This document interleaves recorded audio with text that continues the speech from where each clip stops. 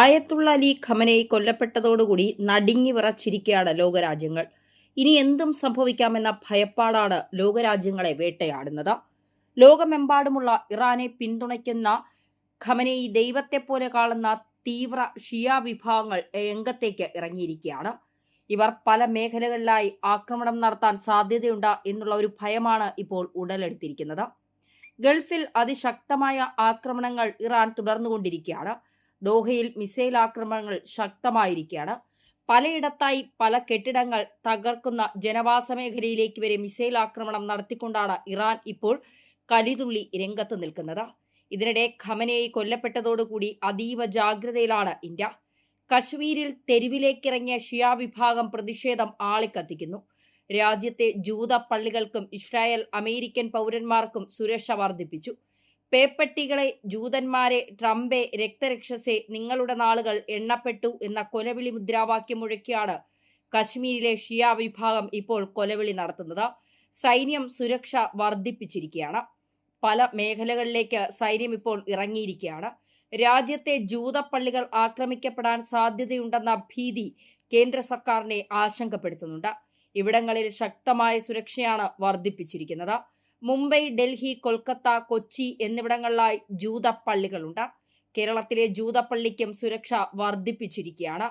ബ്രാബോൺ റോഡിന് ചുറ്റുമുള്ള മതപരമായ ഒരു സ്ഥലം അവിടം ഇപ്പോൾ സുരക്ഷാ വലയത്തിലാണ്. ഒരു കാലത്ത് കൊൽക്കത്തയിലേക്ക് ചൈനക്കാർ, അർമേനിയക്കാർ, മിഡിൽ ഈസ്റ്റിൽ നിന്നുള്ള ജൂതന്മാർ, മുസ്ലിങ്ങൾ എന്നിവരുടെ നിരവധി കുടിയേറ്റക്കാർ താമസിച്ചിരുന്ന ഒരു സ്ഥലം കൂടിയായിരുന്നു ഇത്. ഈ നഗരത്തിൽ ഏകദേശം 25 ജൂതന്മാർ അവശേഷിക്കുന്നുണ്ട് എന്ന റിപ്പോർട്ടുകളാണുള്ളത്. കൊച്ചി മറ്റൊരു പ്രധാന കേന്ദ്രമാണ്. ഏകദേശം 17 ജൂതന്മാർ ഇവിടെ അവശേഷിക്കുന്നുണ്ട് എന്നുള്ള വിവരങ്ങളുണ്ട്. എന്നാൽ കേരളത്തിലേക്ക് നിരവധി ജൂതന്മാർ ടൂറിസത്തിന്റെ ഭാഗമായിട്ടൊക്കെ എത്തിയിട്ടുണ്ട്. ഇവരുടെ കണക്കുകൾ എടുത്തു തുടങ്ങിയിട്ടുമുണ്ട്. അമേരിക്കൻ പൗരന്മാരെയും ജൂതന്മാരെയും സംരക്ഷിക്കുന്നതിനുള്ള ഒരു നീക്കത്തിലേക്ക് കാര്യങ്ങൾ എത്തിയിരിക്കുകയാണ്. ഇവിടെ കൊച്ചിയിൽ ജൂതന്മാരുടെ പല അവശേഷിപ്പുകളും ഉൾപ്പെടുന്നുണ്ട് എന്നുള്ളത് മറ്റൊരു പ്രധാന കാര്യമാണ്. കൊച്ചിക്ക് ചുറ്റും മുസ്ലിം ഹെറിറ്റേജ് പ്രോജക്റ്റിൽ നിരവധി ജൂത വീടുകളും ഉൾപ്പെടുന്നുണ്ട്.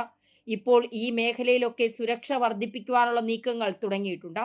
ആക്രമിക്കപ്പെടാൻ സാധ്യതയുണ്ട്, അല്ലെങ്കിൽ ജൂതന്മാർ ആക്രമിക്കപ്പെട്ടേക്കാം എന്നുള്ള ഒരു ഭയത്തിന്റെ അടിസ്ഥാനത്തിലാണ്, ഒരാശങ്ക ഉള്ളതുകൊണ്ടാണ് ഇപ്പോൾ ഈ കേന്ദ്രങ്ങൾക്കെല്ലാം തന്നെ സുരക്ഷ ശക്തമാക്കിയിരിക്കുന്നത്. ഖമനേയിയുടെ മരണം ലോകമെമ്പാടുമുള്ള ഷിയ വിഭാഗക്കാരെ കണ്ണീരിൽ ആഴ്ത്തിയിരിക്കുകയാണ്. ഖമനേയിയെ ദൈവത്തെപ്പോലെ കാണുന്ന തീവ്ര ഷിയ ഗ്രൂപ്പുകൾ വെറുതെ ഇരിക്കില്ല എന്നുള്ളത് ഉറപ്പാണ്. ഇസ്രായേലും അമേരിക്കയ്ക്കും മറുപടി കൊടുക്കാൻ അവർ ഏതു വഴിയും സ്വീകരിക്കും. അതുകൊണ്ട് തന്നെ ജൂത കേന്ദ്രങ്ങളും ഇസ്രായേൽ അമേരിക്കൻ പൗരന്മാരും ആക്രമിക്കപ്പെട്ടേക്കാം. അത് ലോകത്തിന്റെ പല ഭാഗത്തായി ആക്രമിക്കപ്പെടുവാനുള്ള സാധ്യതകളാണ് മുന്നിലുള്ളത്. ഇന്ത്യയിൽ പ്രത്യേകിച്ച് കശ്മീരിൽ വലിയൊരു വിഭാഗം ഷിയ ഗ്രൂപ്പുണ്ട്. തൊട്ടപ്പുറത്ത് പാകിസ്ഥാനിലും ഷിയ വിഭാഗം പൊട്ടിത്തെറിച്ച് നിൽക്കുകയാണ്. ഈ ഒരു സാഹചര്യത്തിലാണ് ഇന്ത്യ അതീവ ജാഗ്രതയിലേക്ക് ഇപ്പോൾ എത്തിയിരിക്കുന്നത്. കശ്മീരിൽ ഷിയ വിഭാഗക്കാർ തെരുവിലേക്ക് ഇറങ്ങിയിരിക്കുന്നത് ഭയപ്പെടുത്തുന്ന വസ്തുത തന്നെയാണ്. ഞങ്ങളുടെ നാഥൻ എന്ന് വിളിച്ച് കരഞ്ഞുകൊണ്ടായിരുന്നു ഷിയ വിഭാഗത്തിന്റെ പൊട്ടിക്കരഞ്ഞുകൊണ്ടുള്ള പ്രതിഷേധം ഉടലെടുത്തത്. പിന്നീട് പ്രതിഷേധത്തിന്റെ മുഖം തന്നെ മാറുകയായിരുന്നു. തിരിച്ചടിക്കുമെന്നുള്ള കൊലവിളി ഉയർന്നു. പ്രശ്നബാധിത മേഖലകളിലൊക്കെ സുരക്ഷ വർദ്ധിപ്പിച്ചിരിക്കുകയാണ് സൈന്യം. 2011 സെൻസസ് പ്രകാരം മുൻ ജമ്മു ആൻഡ് കശ്മീർ സംസ്ഥാനത്തെ 1.25 കോടി ജനതയുടെ 68.33% മുസ്ലിങ്ങളാണ്.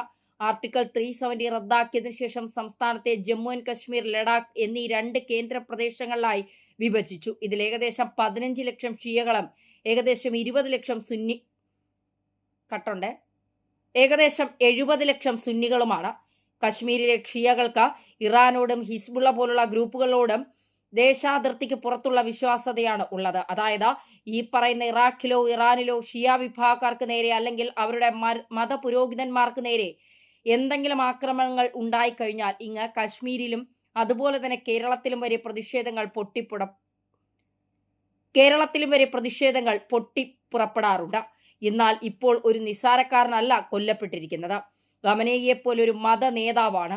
അതുകൊണ്ട് തന്നെ എന്തും സംഭവിക്കാം എന്നുള്ള ഒരു ഭീതി അത് നിലനിൽക്കുന്നുണ്ട്.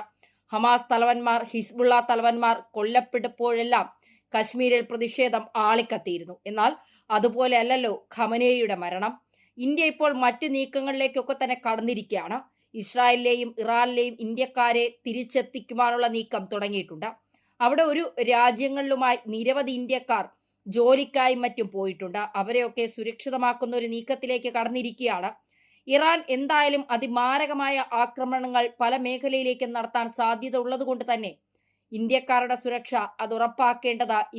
മറ്റൊരു വിവരം, ഇപ്പോൾ ഇറാൻ പ്രത്യേകിച്ച് ഗൾഫ് മേഖലയിലേക്കാണ് ആക്രമണം ശക്തമാക്കിക്കൊണ്ടിരിക്കുന്നത്. അതുകൊണ്ട് തന്നെ ഗൾഫിൽ പ്രവാസി മലയാളികൾ ഉൾപ്പെടെയുള്ള ഇന്ത്യക്കാർ എത്രയോ ലക്ഷം പേരാണ്. ഗൾഫിലെ പല രാജ്യങ്ങളായിട്ട് ഉള്ളതുകൊണ്ട് തന്നെ ഇവരുടെയൊക്കെ സുരക്ഷ ഇപ്പോൾ ആ ഒരു കാര്യത്തിൽ ഇന്ത്യ വലിയ ആശങ്കയിലാണ്. ഇന്ത്യ ഇപ്പോൾ എല്ലാവർക്കും മുന്നറിയിപ്പ് നൽകിക്കൊണ്ടിരിക്കുന്നത് സുരക്ഷാ മേഖലയിലേക്ക് നിങ്ങൾ മാറണം, അവിടുത്തെ ഭരണകൂടങ്ങൾ നൽകുന്ന നിർദ്ദേശങ്ങൾ അതുപോലെ പാലിക്കണം എന്നുള്ളത് തന്നെയാണ്. ഇസ്രായേലും അമേരിക്കയും ലക്ഷ്യം വെച്ചിരിക്കുന്നത് ആയത്തുള്ള അലി ഖമനേയെ തന്നെയായിരുന്നു. ആണവ കരാറിൽ ഇറാനെ വെപ്പിക്കുവാനുള്ള ശക്തമായ നീക്കമായിരുന്നു അമേരിക്കയ്ക്ക് ഉണ്ടായിരുന്നതെങ്കിൽ ആയത്തുള്ള അലി ഖമനേയെ കൊന്നെടുക്കുക എന്ന ഒരൊറ്റ ലക്ഷ്യം മാത്രമായിരുന്നു ഇസ്രായേലിനുണ്ടായത്. അവർ മയപ്പെട്ടു നിന്നത് അമേരിക്കയുടെ ഒരു നിർദ്ദേശപ്രകാരമാണ്. ഇപ്പോഴല്ല അടിക്കേണ്ടത് എന്ന അമേരിക്കയുടെ ഒരു മുന്നറിയിപ്പിന്റെ ബലത്തിലായിരുന്നു. ആ ഒരു നിർദ്ദേശപ്രകാരമായിരുന്നു ഇസ്രായേൽ ഒന്ന് സംയമനം പാലിച്ചത്. എന്നാൽ അവരുടെ ഹിറ്റ് ലിസ്റ്റിലെ പ്രധാനി ആയത്തുള്ള അൽ ഖമനേയി തന്നെയായിരുന്നു. മൊസാദ് ചാരന്മാരുടെ റഡാറിൽ ഖമനേയി ഉണ്ടായിരുന്നു എന്നുള്ളത് വ്യക്തമാവുകയാണ്. ആണവ കരാറുമായി ബന്ധപ്പെട്ടുള്ള ചർച്ചകൾ നടന്നുകൊണ്ടിരിക്കുകയാണ് ഇസ്രായേൽ കയറി അടിച്ചത്. അതായത് ഒരു തരത്തിലും ആണവ കരാറിൽ ഒപ്പുവയ്ക്കുവാൻ ഇറാൻ തയ്യാറാകുന്നില്ല എന്നുള്ള ഘട്ടം ബോധ്യപ്പെട്ട ആ ഒരു നിമിഷത്തിൽ തന്നെയാണ് ഇസ്രായേൽ കയറി അടിച്ചത്. അതിന് പൂർണ്ണമായും അമേരിക്കയുടെ പിന്തുണയുണ്ട് എന്നുള്ളത് വ്യക്തമാണ്. കാരണം ഇസ്രായേൽ ആക്രമണം തുടങ്ങിവെച്ചത് ആയത്തുള്ള ഖമനേയി എവിടെയൊക്കെ ഉണ്ടാകാൻ സാധ്യതയുണ്ടോ ആ മേഖലകൾ കേന്ദ്രീകരിച്ച ആ കെട്ടിടങ്ങൾ കേന്ദ്രീകരിച്ചുള്ള ആക്രമണമായിരുന്നു നിരന്തരം ഇസ്രായേൽ നടത്തിക്കൊണ്ടിരുന്നത്. വടക്കൻ ടെഹ്റാനിലെ ഷമീറായിലുള്ള പ്രസിഡന്റിന്റെ കൊട്ടാരത്തിന് സമീപത്തും ഖമനേയുടെ ഓഫീസ് കോമ്പൗണ്ടിന് സമീപത്തും 7 മിസൈലുകളായിരുന്നു പതിച്ചത്. എന്നാൽ ഖമനേയി തലസ്ഥാനത്തില്ലെന്നും അദ്ദേഹത്തെ സുരക്ഷിതമായി മറ്റൊരിടത്തേക്ക് മാറ്റിയതായും വാർത്താ ഏജൻസികൾ റിപ്പോർട്ട് ചെയ്തിരുന്നു. എങ്കിലും ഇസ്രായേൽ ചാരന്മാർ ഇറാനിൽ പല മേഖലകളിലായി തമ്പടിച്ചിരുന്നു എന്നുള്ളതാണ് വ്യക്തമാകുന്നത്. അമേരിക്കയെ നിശ്ചിതമായി വിമർശിക്കുന്നതും പശ്ചിമേഷ്യൻ ആധിപത്യം നേടാനുള്ള US ഇസ്രായേൽ നീക്കത്തിനെതിരെ ശക്തമായ നിലപാട് സ്വീകരിക്കുന്നതുമാണ് ഖമനേയിയെ USന്റെയും ഇസ്രായേലിന്റെയും മുഖ്യ ശത്രുവാക്കിയത്. എന്നാൽ അത് മാത്രമാണോ കാരണം? അല്ല. ഇറാൻ എന്ന രാജ്യം ആ രാജ്യത്ത് ആണവായുധങ്ങൾ നിർമ്മിച്ചെടുക്കാനുള്ള നീക്കം ഇസ്രായേലിനെ ലക്ഷ്യം വെച്ച വലിയ മിസൈൽ പരീക്ഷണങ്ങൾ നടത്തിക്കൊണ്ടായിരുന്നു. അവരുടെ ഓരോ ലക്ഷ്യവും ഇസ്രായേലിനെ തകർക്കുക എന്നുള്ളത് തന്നെയായിരുന്നു. ഇറാൻ എന്ന രാജ്യം, അവിടുത്തെ മതഭരണകൂടം, ആയത്തുള്ള അൽ ഖമനേയി ജീവനോടെ ഇരിക്കുന്നത് തങ്ങൾക്ക് ആപത്ത് തന്നെയാണ് എന്നുള്ളത് ഇസ്രായേലിന് അറിയാവുന്നത് കൊണ്ട് തന്നെയാണ് എപ്പോഴൊക്കെ ഇസ്രായേൽ ഇറാനിലേക്ക് ആക്രമിക്കുന്നു അപ്പോഴൊക്കെ ഖമനേയിയെ ലക്ഷ്യം വെക്കുന്നതും. അമേരിക്ക ഇറാന്റെ 1-ാം നമ്പർ ശത്രു എന്നും ഇസ്രായേലിനെ 2-ാം ശത്രു എന്നുമാണ് ഖമനേയി വിശേഷിപ്പിച്ചിരുന്നത്. ജൂതപ്പട്ടികളെ കൊല്ലും, ജൂതരാഷ്ട്രം കത്തിക്കും എന്നൊക്കെയുള്ള കൊലവിളികൾ ഇതിനു മുൻപും ഖമനേയി നടത്തിയിട്ടുണ്ട്. അപ്പോഴൊക്കെയും ആളുകൾ ഖമനേയിയുടെ നാളെണ്ണപ്പെട്ടിരിക്കുന്നു എന്നുള്ളത് വ്യക്തമാക്കിയിരുന്നു. കഴിഞ്ഞ ജൂണിലും ആക്രമണത്തിലും ഇസ്രായേലും US ലക്ഷ്യമിട്ടത് ഖമനേയിയെ തന്നെയായിരുന്നു.